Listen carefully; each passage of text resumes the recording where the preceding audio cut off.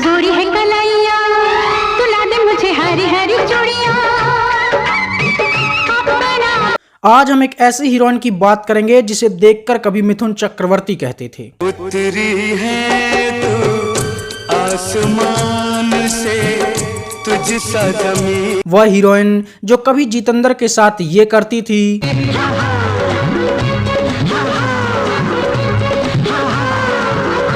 ये क्या है? और जब वो जितेंद्र को नहीं मिली तो जितेंद्र ये गाते हुए रह गए। आईने के 100 टुकड़े करके हमने देखे हैं। वह हीरोइन जिसने जब अमिताभ बच्चन से कहा गोरी है कलाइया तो हर औरत अपने पति से चूड़ियों की डिमांड करने लगी। तुला दे मुझे हरी हरी चूड़ियां। उसकी खूबसूरती का ऐसा जलवा था कि जहां एक तरफ वो मासूका बनकर ये गाती थी,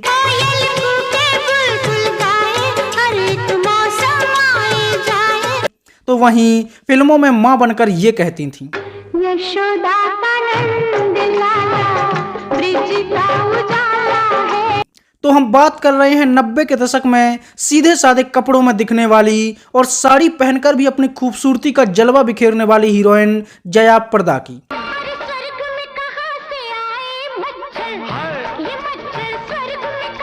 क्यों उसने कभी छोटे कपड़े नहीं पहने और ज्यादातर फिल्मों में साड़ी में ही काम किया? कैसे श्रीदेवी से उनकी बहस इतनी बढ़ गई कि दोनों को एक दूसरे का चेहरा देखना भी पसंद नहीं था? क्यों इतनी खूबसूरत हीरोइन को 3 बच्चों के बाप से शादी करनी पड़ी और उस पति ने ही उनकी जिंदगी नरक बना दी? कैसे इनकम टैक्स ने उन्हें बर्बाद कर दिया?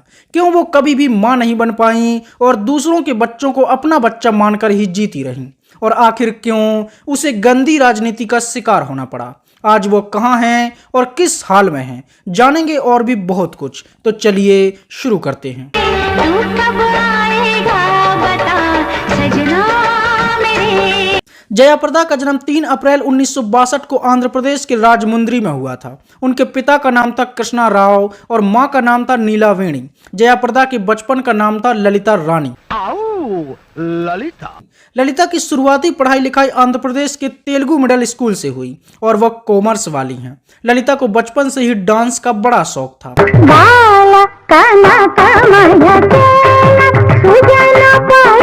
एक दिन वो अपने स्कूल में डांस कर रही थीं कि तभी एक डायरेक्टर ने उन्हें देखा और 14 साल की ललिता को फिल्म में नाचने के लिए बुला लिया और एक गाने में नाचने के लिए जया प्रदा को 10 रुपए मिले, जिसके बाद जया ने कहा, मैं गरीब आदमी साहब, इतने सारे रुपए एक साथ देकर घबरा गया। इस तरह जया प्रदा ने केवल 14 साल की उम्र में ही फिल्म भूमि कोसम में पहली बार 3 मिनट का डांस किया था और इसके बाद उन्हें लगातार काम मिलने लगा।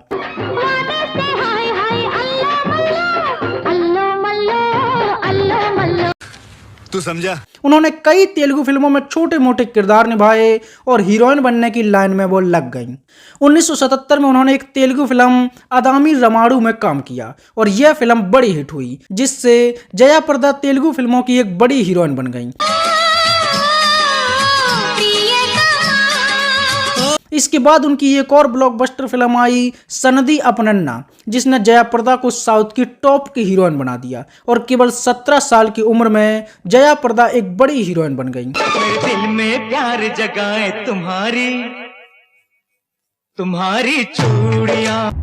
क्यों हिला डाला ना? और जैसे ही उनके चर्चे बॉलीवुड ने सुने तो बॉलीवुड ने कहा, अरे हमारे रहते तुम अच्छा काम कैसे कर सकती हो, आओ तुम्हारी जिंदगी झंड करते हैं। क्या बात है सर। 1979 में जया प्रदा की पहली फिल्म आई सरगम, जिसमें वो ऋषि कपूर से कह रही थीं, डफली वाले डफली बजा। अब जया प्रदा को हिंदी बोलनी तो आती नहीं थी, तो डायरेक्टर ने रात भर अपने दिमाग के घोड़े दौड़ाए और कहा क्यों ना हीरोइन को गूंगा बना दिया जाए, तो डायलॉग की जरूरत ही नहीं पड़ेगी। मस्त प्लान है। तो पूरी फिल्म को सिर्फ जया प्रदा की खूबसूरती के दम पर चलाया गया, जिसमें जया प्रदा सपने में खोकर सिर्फ गाने गा सकती थी। इसके बाद कुछ फिल्मों में जया की आवाज को डब किया गया, मतलब सीन जया प्रदा देती थी और आवाज किसी और की होती थी। ऐसी ही एक फिल्म थी लोक परलोक, जिसमें जया प्रदा ने पहली बार जितेंद्र के साथ काम किया था।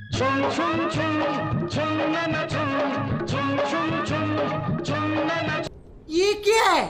लेकिन बिना आवाज दिए काम करना जया को पसंद नहीं आ रहा था, इसलिए वो वापस अपनी तेलुगु फिल्मों में लौट गई। इसके बाद उन्होंने हिंदी सीखी और 1982 में पहली बार हिंदी फिल्म में काम किया। फिल्म का नाम था कामचोर और इस फिल्म का हीरो था क्रिस का बाप यानी कि राकेश रोशन। भाई वाह! इस फिल्म में पहली बार उन्होंने अपने डायलॉग खुद बोले और वह हिंदी फिल्मों में भी अपने कदम जमाने लगी। 1983 में ही जया प्रदा ने अपने से 30 साल बड़े धर्मेंद्र की बाहों में झूमकर ये गाया, आज फिर जीने की तमन्ना है, आज फिर मरने का। फिल्म का नाम था कयामत, जिसमें जया ने धर्मेंद्र और जितेंद्र के साथ काम किया था। इसके बाद अमिताभ बच्चन शराबी बने और देसी ठर्रा पीकर जया प्रदा से कहने लगे, लोग कहते हैं मैं शराबी हूँ। फिल्म के गाने बड़े हिट हुए और जया प्रदा ने जब ये कहा, मुझे 9 लख मंगा दे रे ओ सैया दीवाने, तो पत्नियों की इस डिमांड से कई पतियों की जेब खाली हो गई। इसके बाद जितेंद्र जया प्रदा के साथ तोहफा लेकर आए। प्यार का तोहफा तेरा बना है जीवन मेरा। फिल्म में श्रीदेवी भी थी जो अपनी आंखों का सही यूज बता रही थी। दोनों आंखें मारो तो छोरा पट जाए। और इस फिल्म ने भी जया प्रदा को खूब पहचान दिलाई। इसके बाद जया प्रदा उस हीरो की हीरोइन बनी जो सैकड़ों के हिसाब से गर्लफ्रेंड बनाता था, बोले तो संजू बाबा। फिल्म का नाम था मेरा फैसला। इसके बाद जया प्रदा ने श्रीदेवी के साथ डांस का कंपटीशन किया। फिल्म का नाम था मकसद, लेकिन फिल्म का मकसद किसी को पता नहीं था। फिल्म में श्रीदेवी राजेश खन्ना को अपनी गर्मी बता रही थी।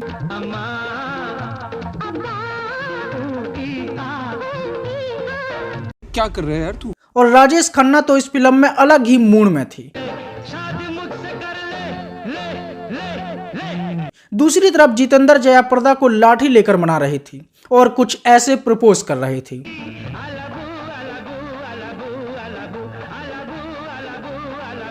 भाई ऐसे कौन प्रपोज करता है। इस फिल्म में जया प्रदा और श्रीदेवी एक दूसरे की कट्टर कॉम्पिटिटर बन गई थीं और दोनों एक दूसरे को नापसंद करने लगी थीं। इसके बाद जया प्रदा ने कई बेहतरीन फिल्मों में काम किया, जिनमें इंसाफ कौन करेगा, आवाज, मेरा साथी, हकीकत और होशियार जैसी फिल्में शामिल रहीं। 1985 में एक ऐसी फिल्म आई जिसमें जया प्रदा की एक्टिंग ने हर किसी का दिल जीत लिया। फिल्म का नाम था संजोग और माँ बेटी के डबल रोल में जया प्रदा ने गजब कर दिया। फिल्म का ये गाना, यशोदा का नंद लाला, ब्रिज का उजाला है। आज भी माँ बेटे के प्रेम का प्रतीक बनकर साल में एक बार मदर्स डे पर सुनाई दे ही जाता है और माँ बेटे का प्यार सच में इस फिल्म में बेहतरीन था। आँख में चोली ऐसी मुझसे खेले क्यों यहाँ। इसके बाद आई स्वर्ग से सुंदर और इस फिल्म में वो मिथुन चक्रवर्ती और जितेंद्र के साथ दिखाई दी। के बरसों के बाद हाँ। इस फिल्म में 2 माँ का एक बेटा था और दोनों एक दूसरे से कह रही थीं,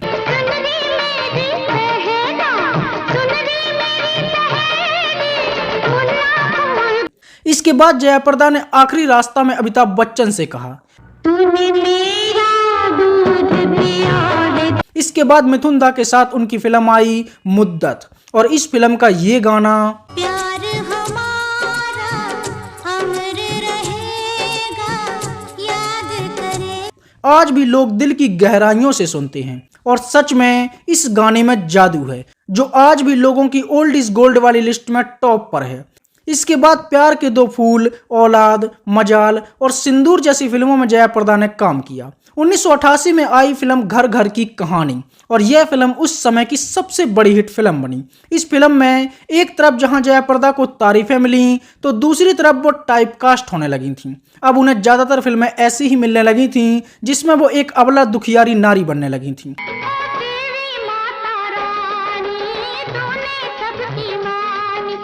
इसके बाद गंगा तेरे देश में आई और आकर चली भी गई। फिर आई गंगा जमुना सरस्वती और इस फिल्म में जया प्रदा ने एक सेकंड हीरोइन का किरदार निभाया जो गंगा के लिए सब कुछ करने को तैयार थी।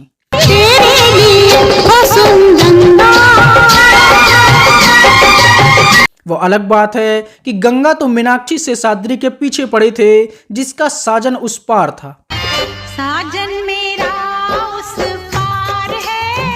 इसके बाद भी जयाप्रदा की कई फिल्में आईं, जिनमें कानून की आवाज, मैं तेरा दुश्मन, सौतन की बेटी और जादूगर जैसी फिल्में शामिल रहीं। 1990 में अमिताभ बच्चन आज का अर्जुन बने और जयाप्रदा को पान की दुकान पर बुलाने लगे। चली आना तू पान की दुकान पे, कितने बजे? 3:30 बजे। इसी समय जयाप्रदा माँ में माँ बनी और सच में माँ फिल्म में उनका किरदार गजब का था।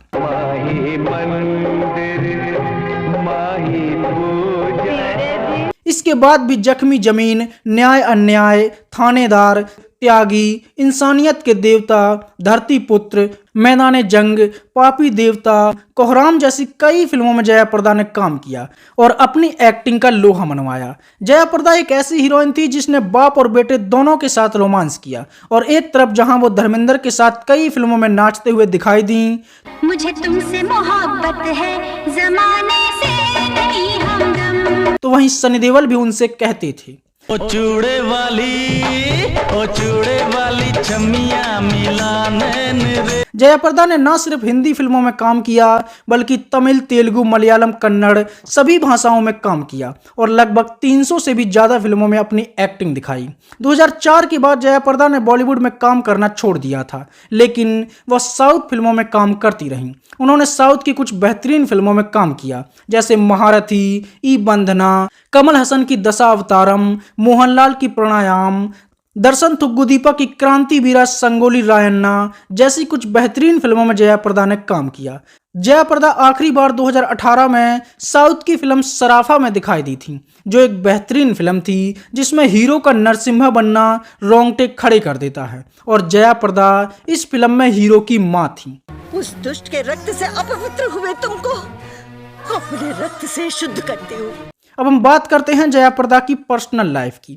जयाप्रदा ने जितेंद्र के साथ कई फिल्मों में काम किया और दोनों की नजदीकियां बढ़ गई थीं। अपना घर है स्वर्ग से सुंदर। जितेंद्र जया के दीवाने हो गए और जया भी जितेंद्र के प्यार में गोते लगाने लगी।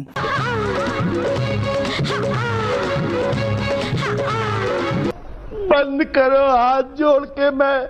लेकिन यह रिश्ता अंजाम तक नहीं पहुंच पाया और दोनों एक दूसरे से अलग होकर ये कहते रह गए, एक में भी तन्हा थे, 100 में भी अकेले हैं।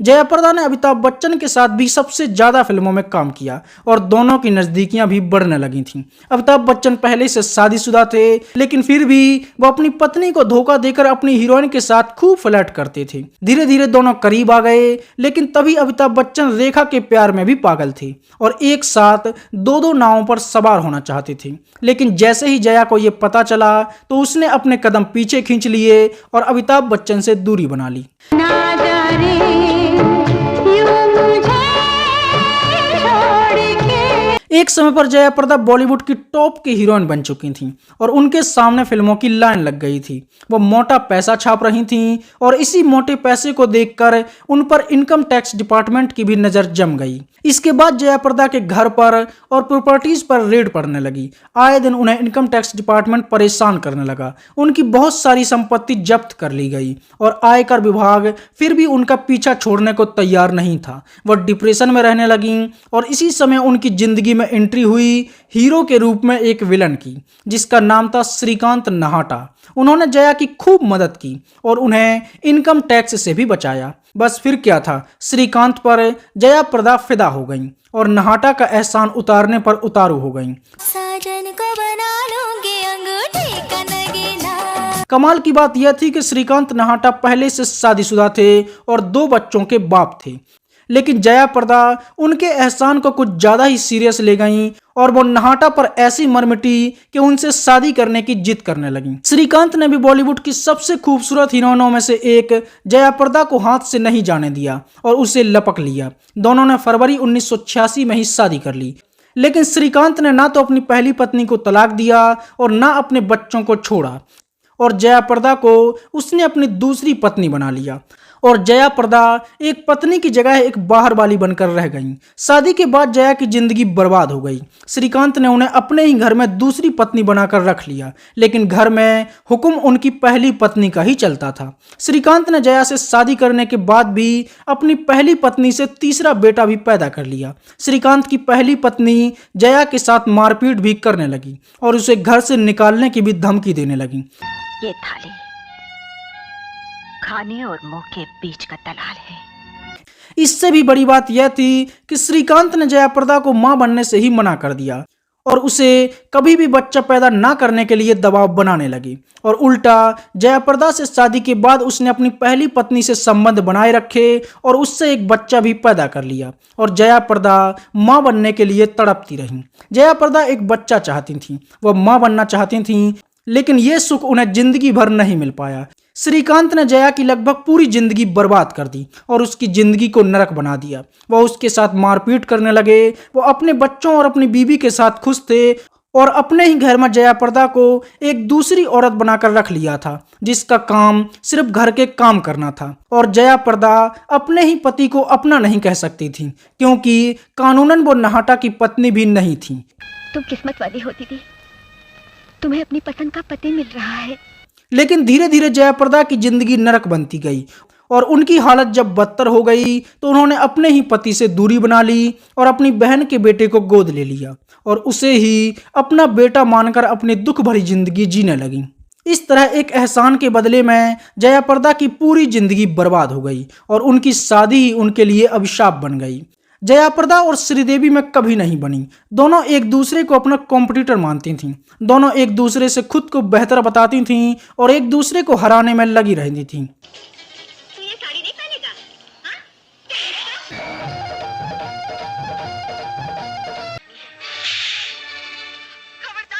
अकड़ ऐसी थी कि दोनों एक साथ फिल्मों में काम तो करती थीं, लेकिन डायलॉग के अलावा एक शब्द भी एक दूसरे से नहीं बोलती थीं।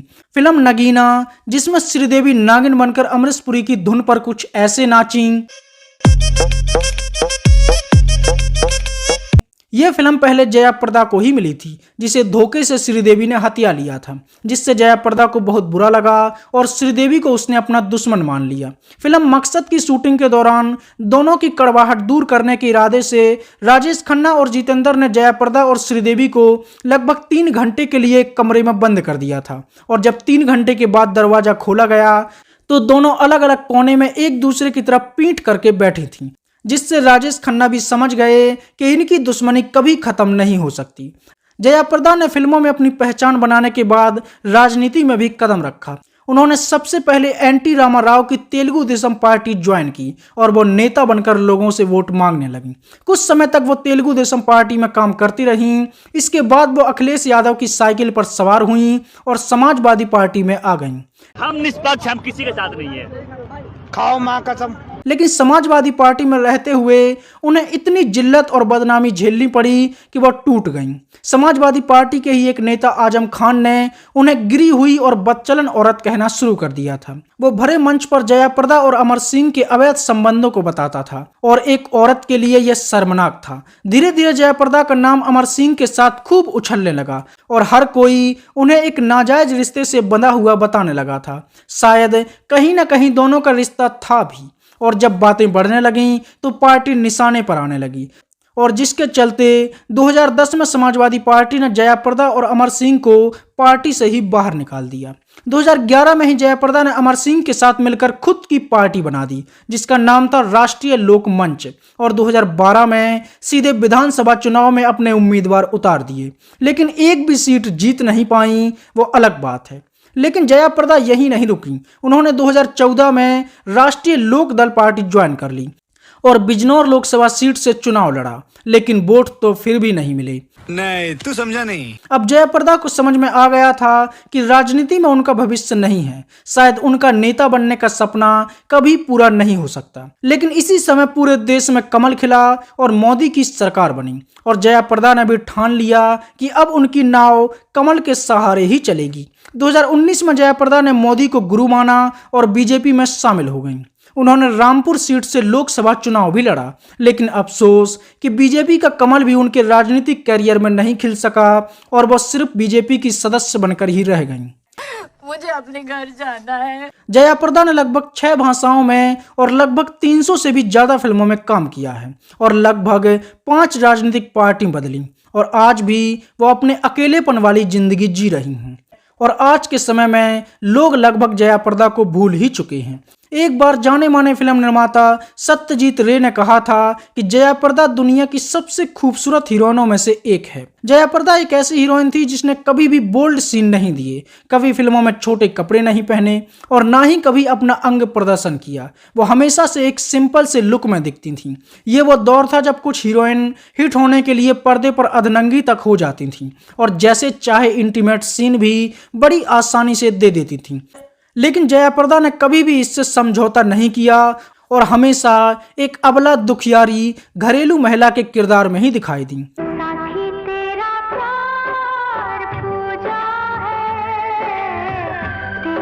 जिससे उन्हें नुकसान भी बहुत हुआ। धीरे धीरे जया प्रदा टाइप कास्ट हो गई थीं और उन्हें घरेलू रोने धोने और फैमिली ड्रामा वाली ही फिल्में मिलने लगी थीं और धीरे धीरे जया प्रदा एक ही तरह के किरदार में भी सिमट कर रह गई थीं। सादे सिंपल कपड़ों और साड़ी में रहकर भी जया प्रदा ने अपनी खूबसूरती का वह जलवा बिखेरा कि हर कोई उनका दीवाना था और उन्हें बॉलीवुड की सबसे खूबसूरत हीरोइनों में से एक माना जाता था। तो यह थी 90 के दशक की सबसे बेहतरीन और खूबसूरत हीरोइन जया प्रदा की कहानी। दीदी